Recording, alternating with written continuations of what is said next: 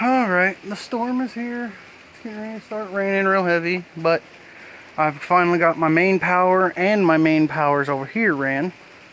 This is my keyed 12 volt for the LS harness. So that's going to stay there for now until I find out how many other more wires I got to run. Like I know I got to run the oil pressure. It's got to go in and get reworked. Temp sensor is built into the harness, voltage built into the harness, so those have wires that come off the new harness and go over. The only one that don't is that oil pressure, so I don't think I'm going to need any more. But after hooking up my, or shall I say running my power wire, I think I overestimated how much I needed.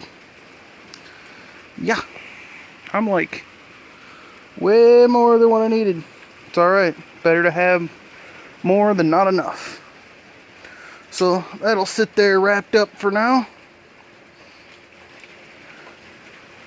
But that's the big 4, technically. That's still a 3. No, it's going to be 4 because I still got to run. I still got that one that goes to the battery block, power starter, alternator, and I'm probably going to run the factory style one that goes on the back of the head. I'll probably put it over here to the back of that brake booster, and that should ground the body to the engine to the frame to the battery. Alright, but that is it for me for tonight. I am sweating down, and ow, sweat in my eye, it burns. But I also hid them wiper wires a little bit. I still have some wires I still have to do for the fuel pump.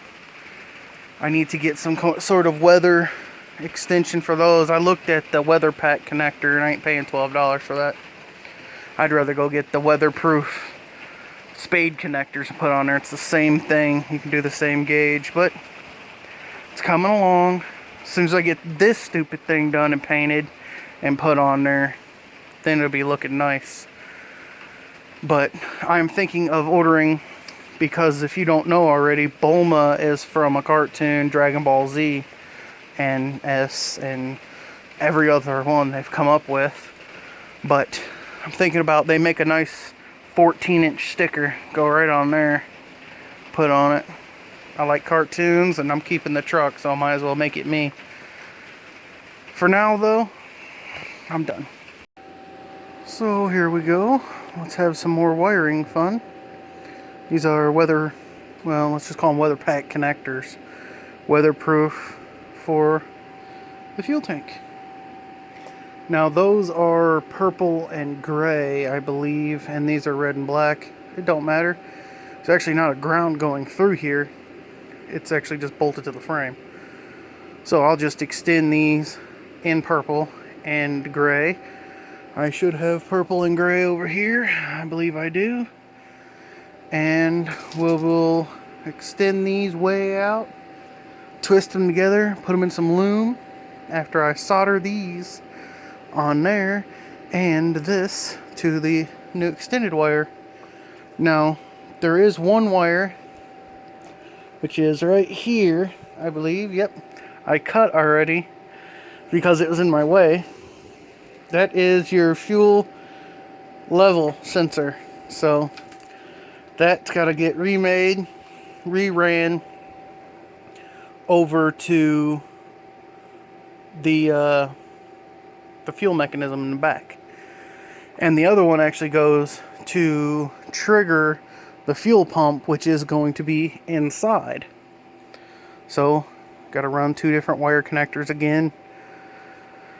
And that's what I'm going to work on for now.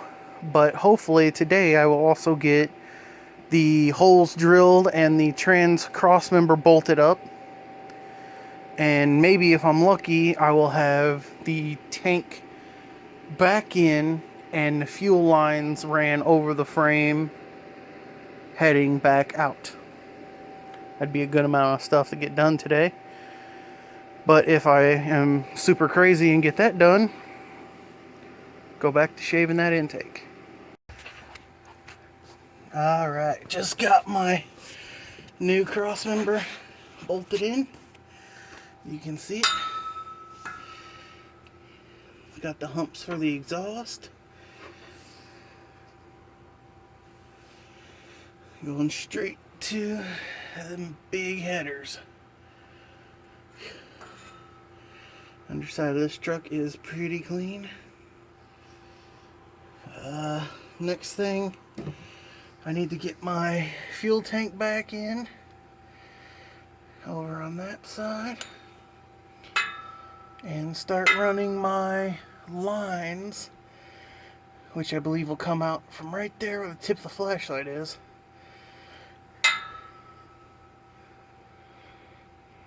Start running my fuel lines and get my tank back in.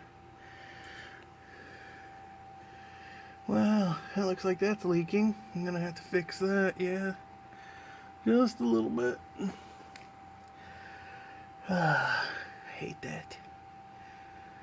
Whew. These are my Flow Pro V-Forces. These things sound great. I don't know what they're gonna sound like on the LS, but I'm pretty sure it'll be pretty good. Oh yeah, something else I wanted to look at. Let me see. A buddy of mine says if you have drop hangers, you have to cut out support. And he's right. They cut it out on this. I didn't cut it out. It was that way when I bought it. So I am working on my fuel system today. I got my lines ran out. And I did notice something. The new pump, which is the fuel injection style pump off the newer model square bodies, I think it's 86 to 91. Either way, the pump actually points the opposite direction of the factory one. The factory one pointed out that way, and this one points out this way. It don't matter. Fuel injection lines, just run them down, make sure I don't crush them on anything, and they should be good. Flip them around, bring them in front of this bracket. I'm going to zip tie them together to a certain point. I need to figure out where I'm going to put my fuel filter. But that right there just was like real weird. I have plenty of fuel line, not to mention I'm getting ready to add about a foot. I'm trying to show two fingers when I'm using both or one hand. Yeah, I can't do it. Anyway. So I'm going to have to cut about a foot, move it forward for the filter, and I should have this baby in today. Just still have to run wiring wherever it may go. This is a nylon rubber hose, dash 6 fittings, which is plenty, and it's a loop right now. I don't have the other two done. I'm going to cut them after I get the tank in place. But I did that and put them fittings on. And all you have to do is put your intake, which in my case I'm using the truck intake that has a return. So I don't need a returnless fuel filter or anything like that. This is actually return all the way to the tank. Okay, I did find out something weird here. The pump actually faces the opposite direction of the original one. The lines come off this side of the tank. Don't know why, but they do. So, no big deal, considering I'm doing new fuel lines. I've got them zip tied together and zip tied to that strap.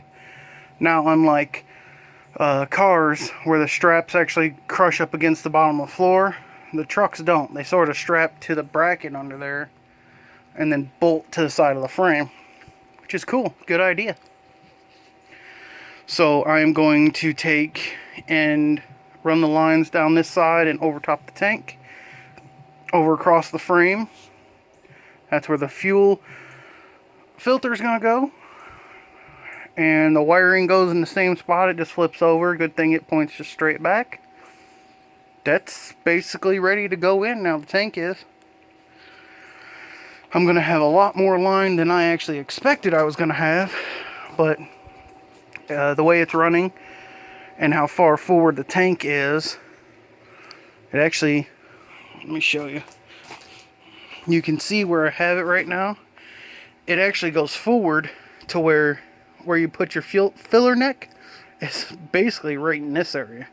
So it comes way forward. Then it gets lines. Then I'll have to figure out some way to get them to stay. I don't want them touching the engine or trans. I'm thinking this lip right here is pretty big. If I can get a tapper in there, self-tapper or something, and have it go right there to the back of the intake to hold the lines up, that would be fantastic. If I can't get a self-tapper in there, I mean, if I had to, I could get it straight here, because I don't see how I'm going to be able to drill that. I'll figure it out, but I don't want it touching anything, because the cooler I can keep the fuel, the more power I can retain. So I'll get this tank in now, and at that point it will be time to shave this intake the rest of the way.